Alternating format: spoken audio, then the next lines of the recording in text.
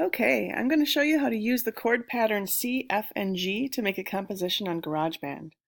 First thing you're going to do is find the Garageband app. It's that guitar with the red and the yellow on it. Open it up and you'll come to a screen that we call the home screen. So this is what the home screen looks like in Garageband. And in order to make a new project, you're going to touch that plus sign in the upper left-hand corner. It's right here. And you're going to choose Create New Song. And you're going to want to make sure up at the very top that you're on the Tracks menu. The Live Loops menu is another way to make songs, and that's really fun, but we're going to use the Tracks menu for this assignment. So you want to be able to see all of these different instruments to do this assignment. So first thing you want to do is choose a pitched instrument, a smart pitched instrument. So that could be keyboard, a smart keyboard, which is right down here on the left hand side. Or you could use strings, see the smart strings, or the bass and the smart bass, or the guitar and the smart guitar. I think I'm going to go with keyboard for this one. So I'm going to touch the smart piano down in that left hand corner. And you'll notice that my piano doesn't look like regular piano keys. That's because it's a smart piano, which means that when I touch one of these bars, it's going to play a chord. Okay, and all of these, if I touch farther down on the chord, I get different versions of it. Now, if I wanted to look at the regular piano, then I would touch that red, stripe over on the right-hand side, and that's how you get the piano. But for this assignment, you're going to want to be looking at the chords. Okay, so then I want you to choose an autoplay setting. The autoplay is up here at the top. And you don't have to use the grand piano. You can choose a different kind of piano if you like. I think maybe I will use electric piano for this one. And I'm going to explore the different autoplays to find one that I like. So when I touch the chord, it's going to start playing, and when I touch it again, it's going to end playing. That's kind of fun. I could also play just the bottom part or just the top part. If I want the whole chord to play, I touch at the very top. Okay, you see along the top there's a kind of a number line. I call it the measure line. It's got 1, 2, 3, 4, 5, 6, 7, 8 measures up there at the top. When you record this chord progression, you're going to want to make sure that you change chords at the right time. So this progression has 2 measures of the C chord, so we're going to have C all the way over to there.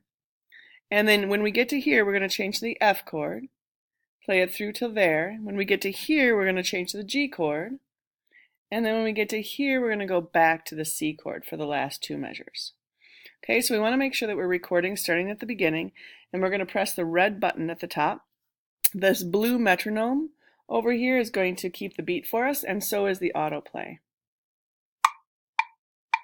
So I go C.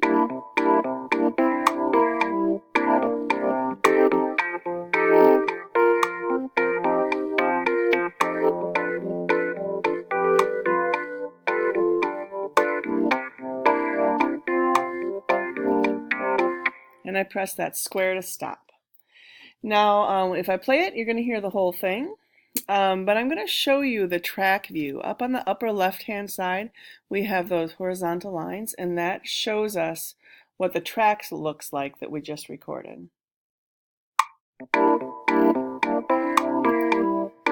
Now, if I've got one smart track laid down, I can turn off the metronome by just touching it if I don't like to hear that click in there.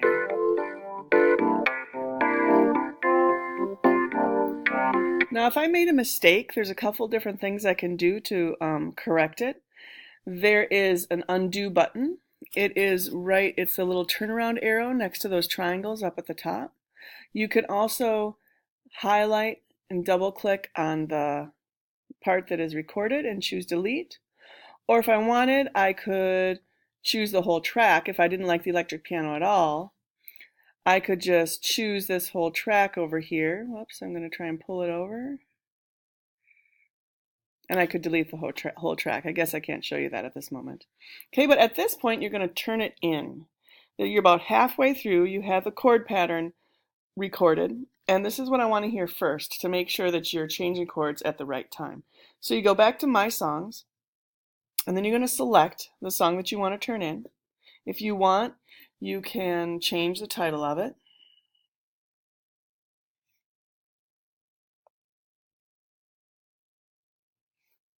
Okay, and then I'm going to select it, and I'm going to choose a Shero, and I have to go to Open In because it needs to export it. And I'm going to export it as a regular song because it doesn't take as much space.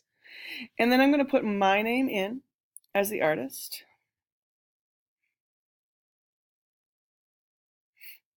Yes, I can spell my name. I just sometimes make mistakes. So I'm going to export it, and then I go to Shobi and put it in whichever folder I need to put it in. Okay? After you've done that, you're going to go back into your song and you're going to add some other tracks. So I'm going to choose these 3 triangles on the upper left-hand corner and choose another instrument. Maybe I want to add a guitar to that. I also want this to be smart guitar. Notice I can switch back and forth between regular notes and the chords. And I'm going to record the same pattern on the guitar. Again, I can choose other guitars. And I have different autoplays and other things to play with.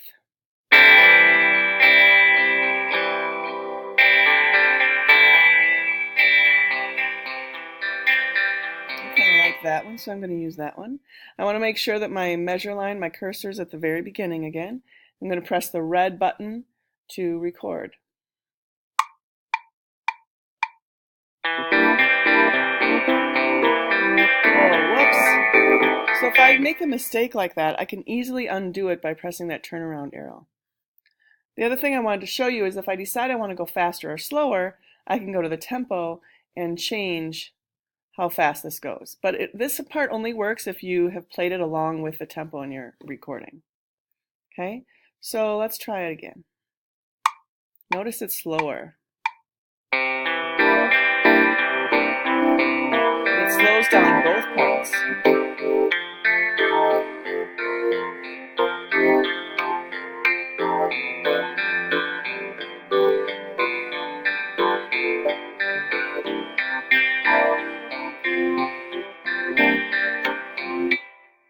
So now when I look at the track view, I see that I have 2 parts laid down. Now as I play it, maybe I decide that one is a little louder than I want it to be, and I can change the volume with these volume sliders.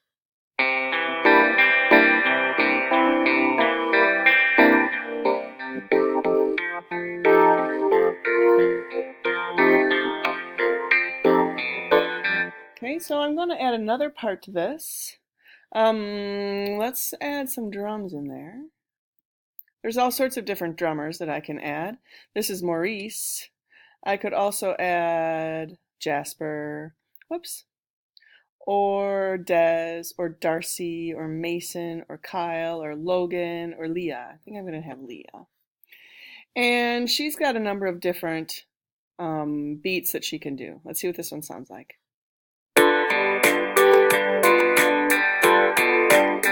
See how it automatically adds it to my composition? But if I wanted, maybe I don't want Leah to start at the beginning. Maybe I want her to come in like starting on that G chord. Let's see what that sounds like.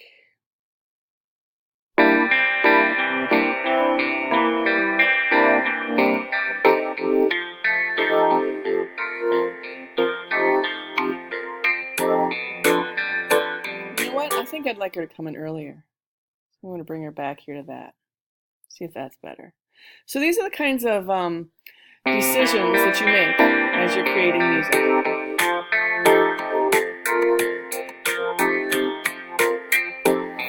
Okay, so I want you to take the time to think about how it's going to begin, think about how it's going to end. You can put the fade out on the end, or you can put a big chord on there. You can add more sections. You can duplicate a section and then decide on your duplication that you want to take part of it out. Okay, There's all sorts of different things that you can do with this. So I want you to really take the time to play around with this and create something that you would really like. So I'm curious what this is going to sound like here.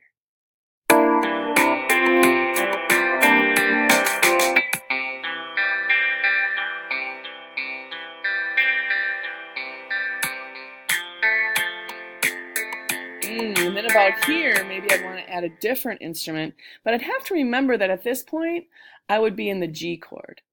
So the important thing is that when you're in the C chord in one part, you need to be in the C chord in another part as well. All right, have fun with it.